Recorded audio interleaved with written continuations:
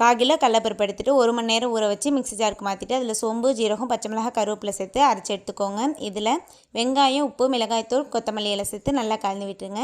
இப்போ இது அழகாக தட்டி போட்டு எண்ணெயில் போட்டு வறுத்து எடுத்தோன்னா நமக்கு பருப்பு வடை ரெடி ஆகிடும். இதை வச்சு நம்ம குழம்பு ரெடி பண்ணணும். மீடியம் ஃப்ளேமில் எண்ணெயை வச்சுட்டு அழகாக பொரிச்சு எடுத்துருங்க. இப்போ நமக்கு பருப்பு வடை ரெடியாக இருக்குது. இப்போ வேறு ஒரு பாத்திரம் வச்சுட்டு அதில் எண்ணெய் ஊற்றிக்கோங்க. கடுகு, ஜீரகம் போட்டுக்கோங்க. வெங்காயம் போட்டுக்கலாம். நல்லா வதங்கினதுக்கப்புறம் இஞ்சி பூண்டு பேஸ்ட்டு சேர்த்துக்கோங்க. இதில் தக்காளியும் பச்சை மிளகாய் சேர்த்துட்டு உப்பு சேர்த்துக்கோங்க.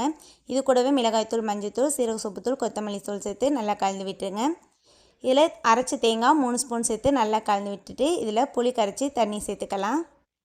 தேவையான அளவு தண்ணி சேர்த்து நல்லா கலந்து விட்டு கொதிக்க விட்டுருங்க. மசாலா ஸ்மெல்லாம் போனதுக்கப்புறம் நம்ம எடுத்து வச்சுருக்க வடையை இது கூடவே சேர்த்துடலாம். வடையை சேர்த்து ஒரு 2 நிமிஷம் சிம்மில் வச்சு மூடி வச்சுருங்க. அவ்வளோதான், நமக்கு சூப்பரான பருப்பு வடை குழம்பு ரெடி.